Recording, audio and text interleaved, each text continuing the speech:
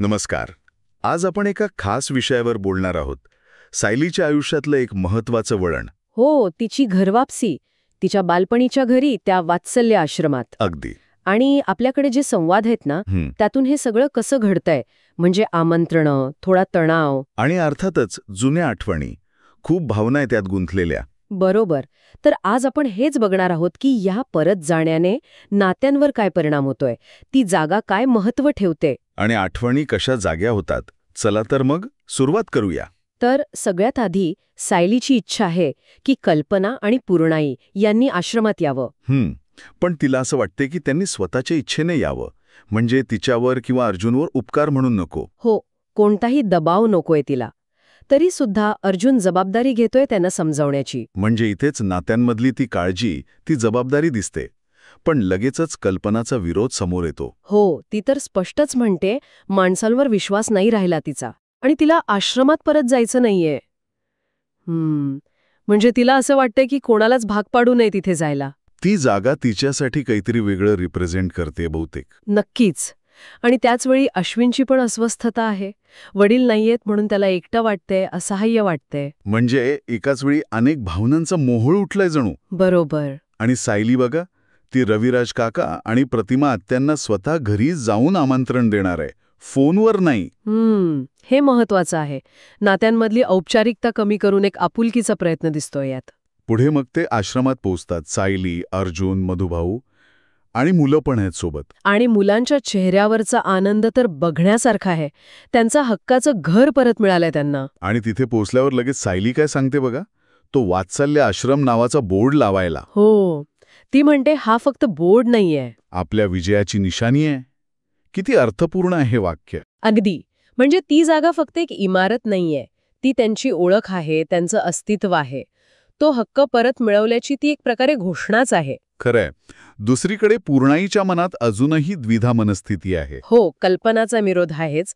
पण तिला वाटतंय की सायली आणि अर्जुनने एवढी मदत केलीये, तर कृतज्ञता म्हणून तरी जायला हवं. पण एक विचार करण्यासारखा मुद्दा आहे, मदतीची परतफेड म्हणून. आणि मग घरात प्रवेश करण्यापूर्वीचा तो क्षण, उखाण्यांचा. हो, तो तर खूपच गोड आहे. सायली आणि अर्जुन दोघंही उखाणा घेतात. सायलीच्या उखाण्यातून तिची भविष्याबद्दलची स्वप्न दिसतात, अर्जुनच्या साथीने पूर्ण करायची स्वप्न. आणि अर्जुनचा उखाणा? तो तर नेहमीप्रमाणेच एकदम सहज आणि विनोदी, त्यांच्या नात्यातला मोकळेपणा आणि प्रेम दाखवणारा. एकंदरीत तणावात थोडासा हलका फुलका क्षण येतो तिथे. बरोबर. पण हे सगळं एकीकडे सुरू असताना रविराज काकांच्या मनात वेगळंच द्वंद्व आहे. आश्रमात जाण्याबद्दल. हो ना. हो. एकीकडे त्यांना तन्वीचा म्हणजे त्यांच्या मुलीचा प्रचंड राग आहे. आणि दुसरीकडे त्याच आश्रमातल्या तिच्या लहानपणीच्या आठवणी आहेत. तिचा तो निरागस चेहरा. ते म्हणतात की कसा विसरू. अरे रे, खूप कठीण परिस्थिती आहे ही त्यांच्यासाठी. भूतकाळातल्या गोड आठवणी आणि वर्तमानातलं कटू सत्य. आणि त्या जागेमुळे हा संघर्ष अजून तीव्र होतोय. कारण त्याच जागेने कधी काळी तिच्या मुलीला आधार दिला होता. आता तीच जागा त्यांना त्रासदायक वाटतेय. आणि मग सायली आश्रमात फिरताना आठवणींमध्ये रमून जाते. हो, ती अगदी लहान मुलीसारखी होऊन जाते. तिच्या अभ्यासाची जागा दाखवते, खिडकीजवळची. जिथे एकदा पाणी सांडलं होतं तिच्याकडून. अगदी. मग ती लपाछपी कुठे खेळायची, दारामागे लपायची जागा. आणि ते मण्यांचं तोरण. हो, जे तिने स्वतः बनवलं होतं. आणि सगळ्यात खास म्हणजे ते आश्रमाबाहेरचं झाड. अच्छा, ज्याला ती मित्र म्हणायची. हो, तिचा जवळचा मित्र. ती मनातल्या सगळ्या गोष्टी त्याला सांगायची म्हणे.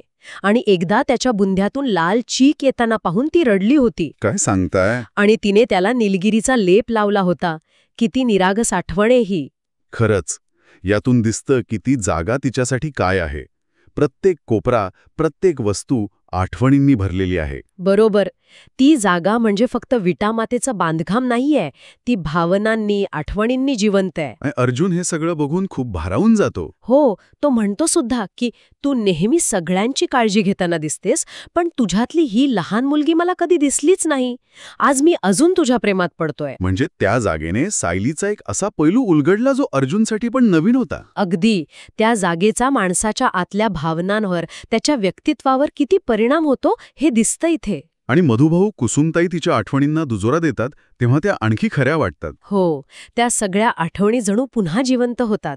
तर एकंदरीत या सगळ्या संवादांमधून आपल्याला घरवापसीशी जोडलेल्या अनेक भावना दिसतात. आनंद आहे, नॉस्टॅल्जिया आहे. थोडासा ताणही आहे अजून, आणि जुन्या जागेत नवीन नाती कशी फुलतायत किंवा बदलतायत हेही दिसतंय. महत्वाचा मुद्दा हा की जुन्या ओळखीच्या जागी परत गेल्यावर फक्त भूतकाळ जागा होत नाही. तर आपल्या आतल्या अनेक विसरलेल्या गोष्टी, आपल्या स्वतःच्या काही वेगळ्या बाजू समोर येतात.